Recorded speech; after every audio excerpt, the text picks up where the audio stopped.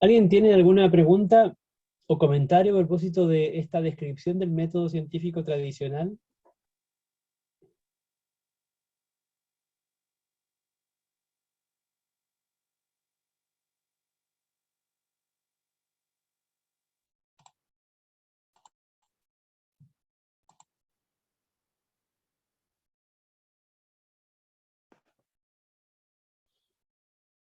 Bueno, quiero insistir en la idea de que es tradicional porque habitualmente, históricamente, se ha comunicado esta idea de que la ciencia se caracteriza por seguir un método.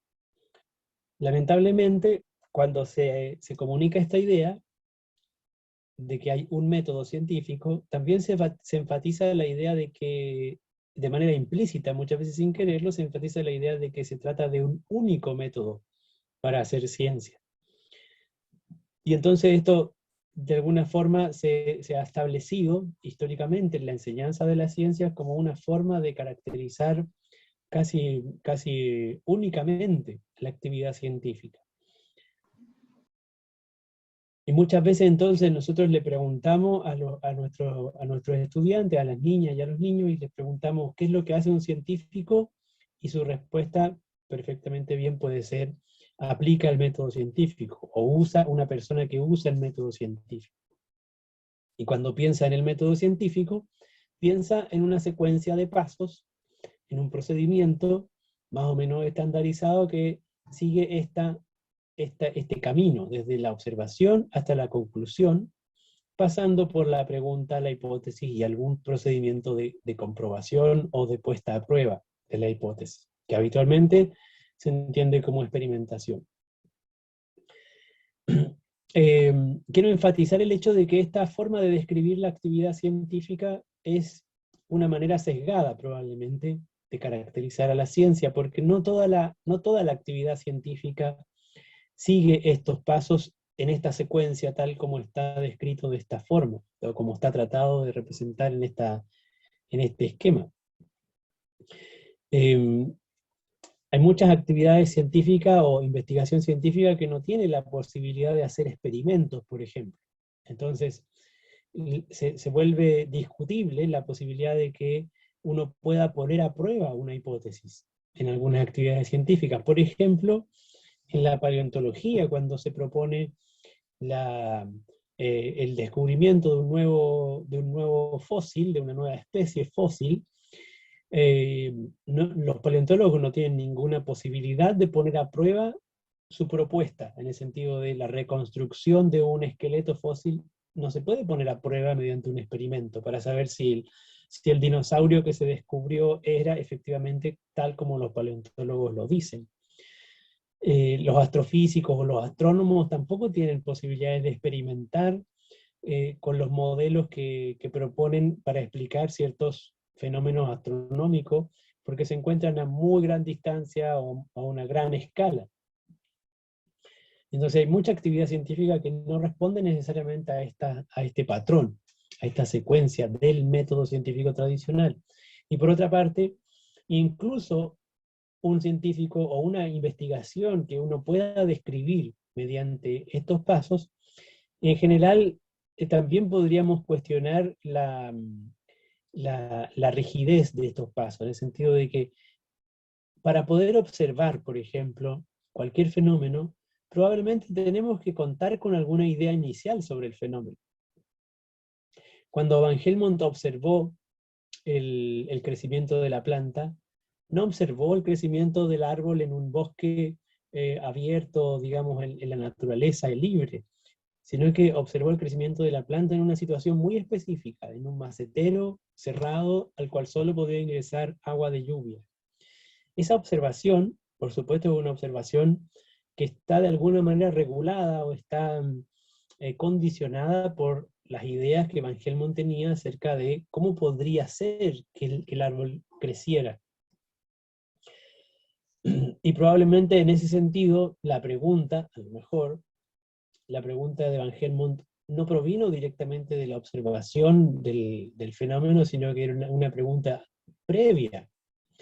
a partir de las experiencias o de habitar el mundo, ¿cierto?, cotidiano y visualizar el crecimiento de las plantas cotidianamente. Y entonces de allí surge la observación más precisa o más específica en torno a los factores que podrían incidir en ese proceso. De manera que cada vez que nos enfrentemos a la idea del método científico, visto en el sentido de una serie de procedimientos o de pasos que hay que realizar para llevar a cabo una investigación, yo les pido que tengan presente que se trata de una manera de describir algún tipo de actividad científica. En general, no toda la actividad científica va a poder realizar experimentos, por ejemplo. Sin embargo, sí, en la actividad científica en general vamos a encontrar una serie de habilidades que van a estar presentes en un procedimiento de investigación, como son la observación, como son la formulación de preguntas, como son la elaboración de hipótesis o la elaboración de inferencias. Son habilidades científicas transversales que van a aparecer en una investigación en distintos momentos y no necesariamente ordenadas en una secuencia como esta.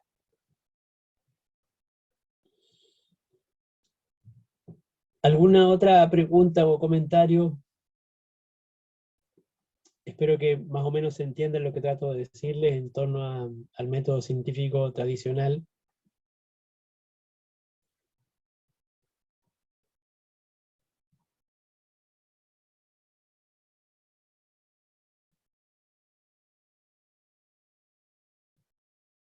Me gustaría pasar entonces ahora a otra pregunta en relación a los contenidos de la unidad. Preguntarles si pudieron revisar las diapositivas que les sugerí.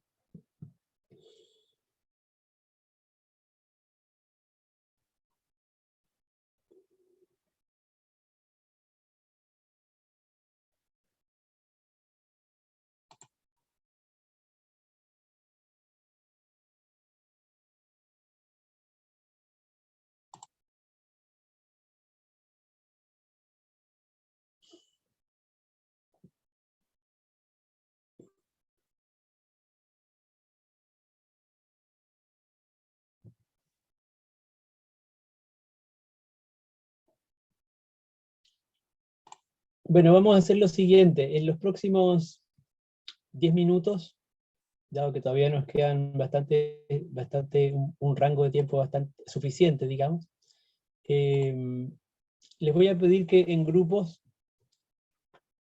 reflexionen en torno a esta pregunta. ¿Cómo cambia el conocimiento acerca de la vida desde la visión aristotélica hasta los experimentos de Pasteur? Yo anoté aquí algunos nombres de algunos científicos, investigadores, personajes más o menos relevantes en la historia de la biología, que tuvieron a distintos aportes en torno a la pregunta o a la investigación acerca del origen de la vida y de las características de la vida. La descripción de cómo se relacionan estos personajes está disponible en las diapositivas que yo les compartí, especialmente en el primer conjunto de diapositivas. Entonces vamos a darnos 10 minutos para que a nivel de grupos ustedes puedan comentar qué cambio ocurre desde aquí, desde Aristóteles, desde la idea inicial de Aristóteles, hasta lo que podríamos decir conocemos o se sabe luego de los experimentos que lleva a cabo Pasteur. ¿Qué cambios se producen y qué podríamos caracterizar en torno al fenómeno de la vida desde un minuto hasta el otro, desde un momento en la historia hasta el otro? ¿Se entiende el ejercicio? Sí, profe. ¿Sí? Entonces voy a armar grupos en el Zoom, lo voy a hacer de manera automática, en el sentido de que el programa va aleatoriamente a formar los grupos, y les voy a dar entonces 10 minutos para que puedan comentar entre ustedes sus ideas en torno a esta pregunta, ¿ya? Em, tengan presente la pregunta, déjenla a lo mejor anotada para que puedan ir a buscar o comentar a partir de las diapositivas, porque no van a poder verla cuando yo arme los grupos en el programa.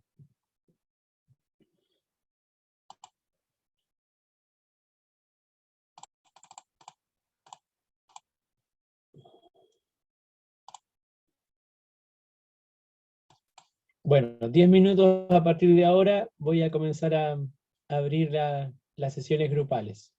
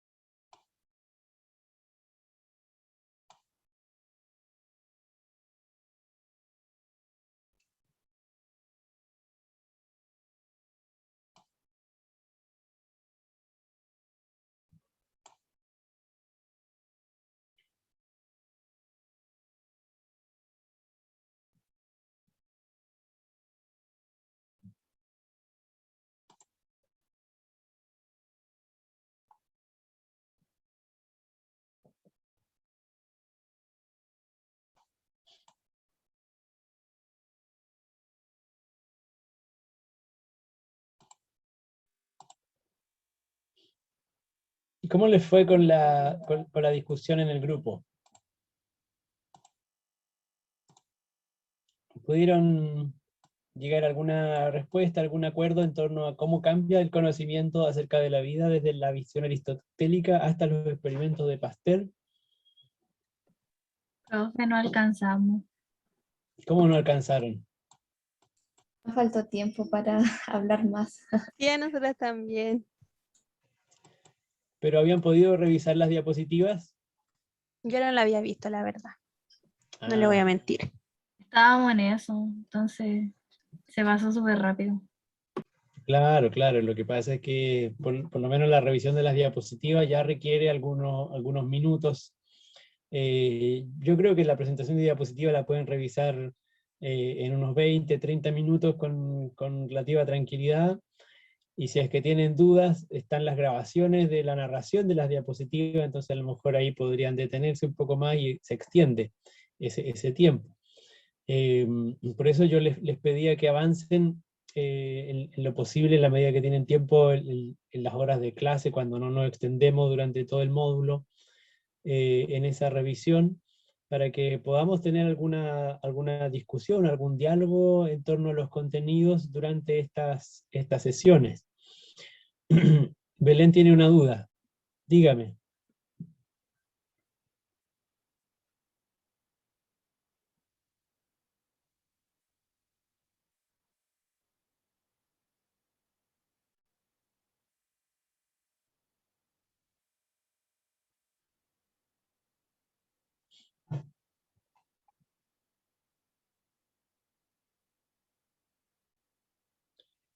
Es autónomo, Belén. Yo les pedí que las revisaran para poder discutirlas en la clase, pero no para exponerlas en la clase. Lo que yo quiero hacer es evitar tener una sesión expositiva de 2 horas y aprovechar esta instancia para discutir o aclarar dudas o profundizar en algún aspecto a partir de lo que ustedes hayan revisado. Por eso están las diapositivas y está la narración, la grabación de las diapositivas, para que profundicemos en lo que ustedes quieran o ustedes necesiten aclarar o profundizar. Por ejemplo, una pregunta justamente que yo espero que ustedes puedan contestar al revisar las diapositivas es la que tenemos ahora presente aquí y que es la que yo les pedía comentar con sus compañeras en este ejercicio de 10 minutos.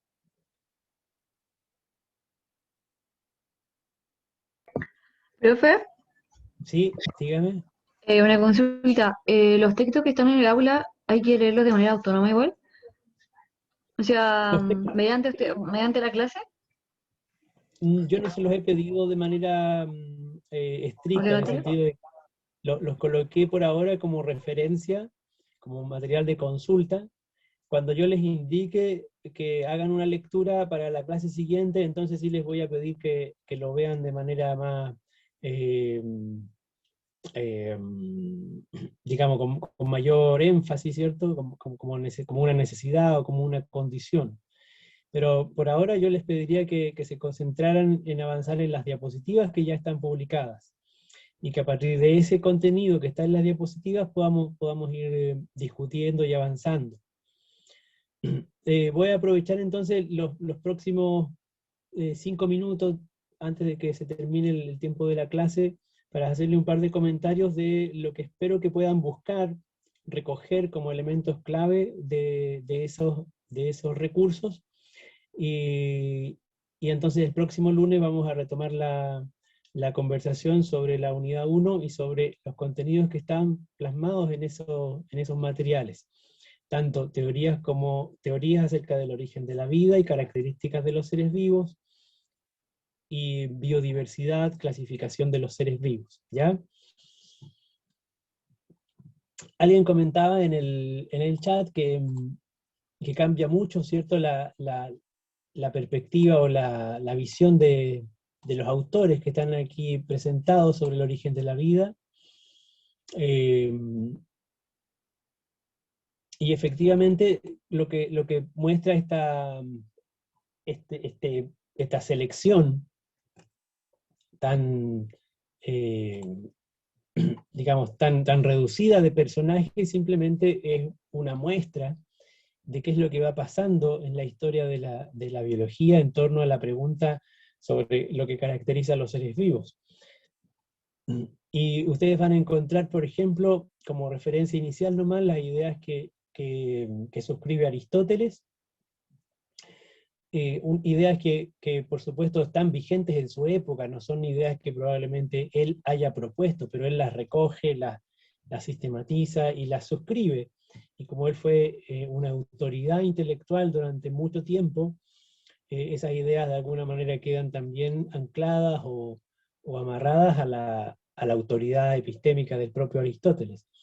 Las ideas iniciales que en esa época se tenían era que la vida surgía espontáneamente, y surgía espontáneamente a partir de la materia inerte, especialmente a partir de restos en descomposición, o a partir de suciedad, por ejemplo, de basura.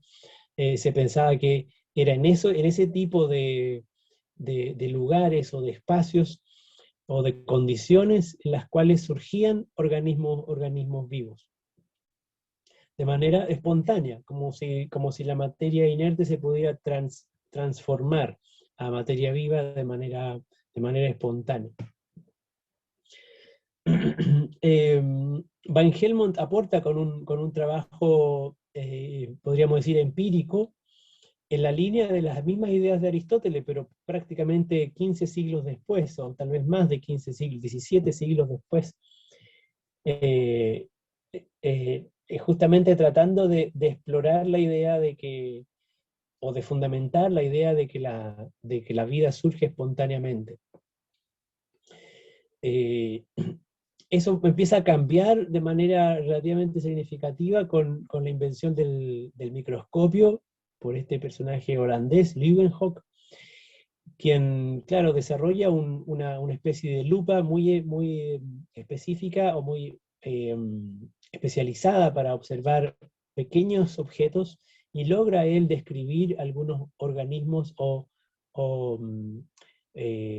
digamos, él le llama algo así como corpúsculos, que son objetos que se pueden mover, que tienen ciertas propiedades que le llaman la atención y que los identifica como organismos, como microorganismos, como organismos vivos, pero muy pequeños que no son visibles a simple vista.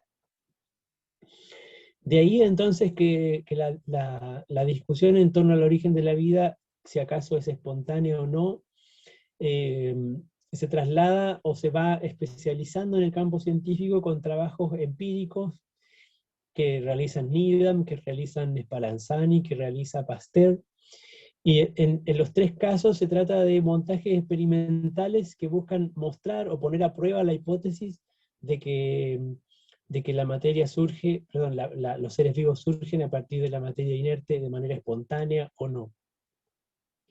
En un caso, en el caso de Needham, sus conclusiones van a respaldar la idea de la generación espontánea, mientras que en el caso de Spallanzani van a refutar la idea de la generación espontánea. El problema en estos autores o en estos investigadores en esa época es que todavía hay disputas en torno a la precisión o la calidad de la metodología que se implementa para hacer la investigación. Y entonces los resultados de uno y del otro son cuestionables, o se los pueden cuestionar mutuamente.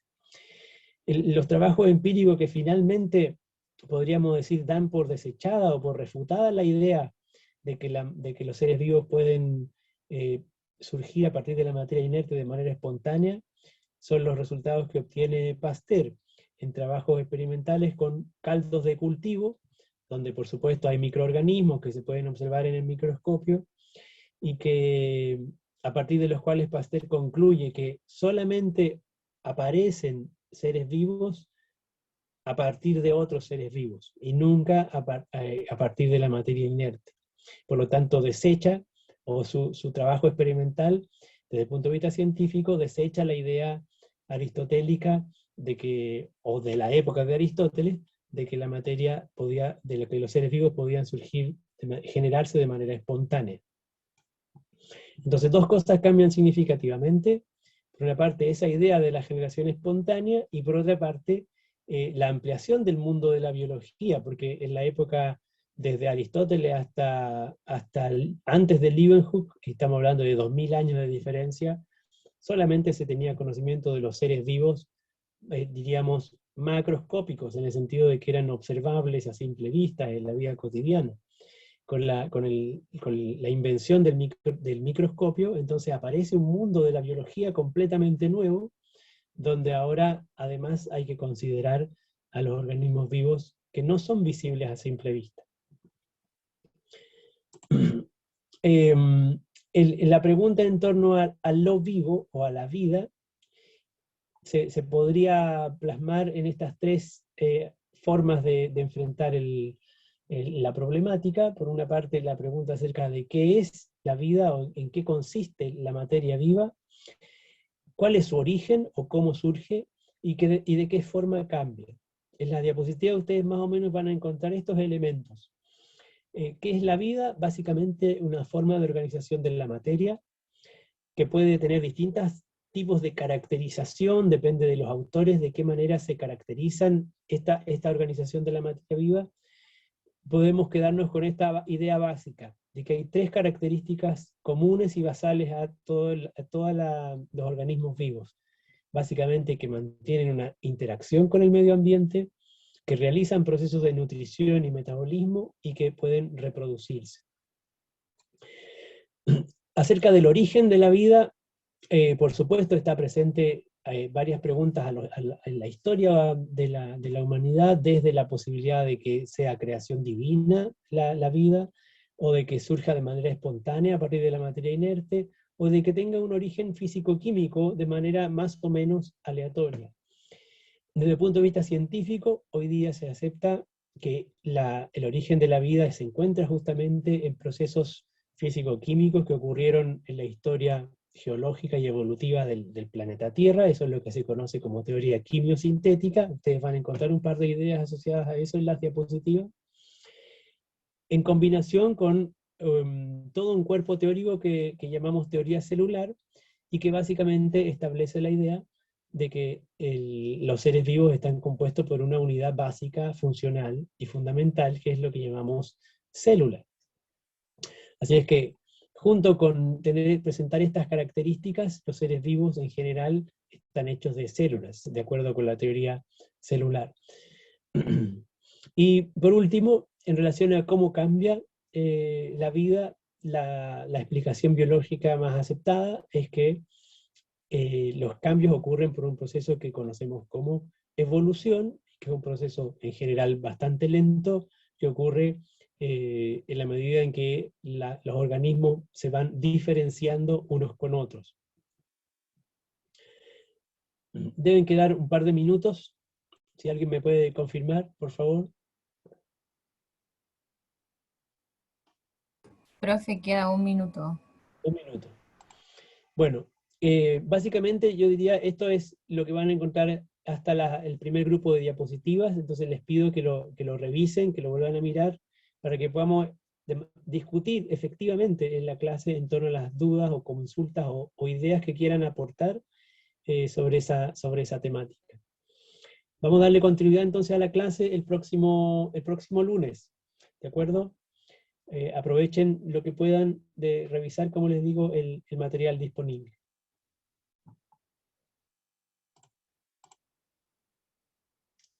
Que estén muy bien, me despido, ánimo con todo, y sigan cuidándose, por favor, ustedes y sus familias. Chao, profe.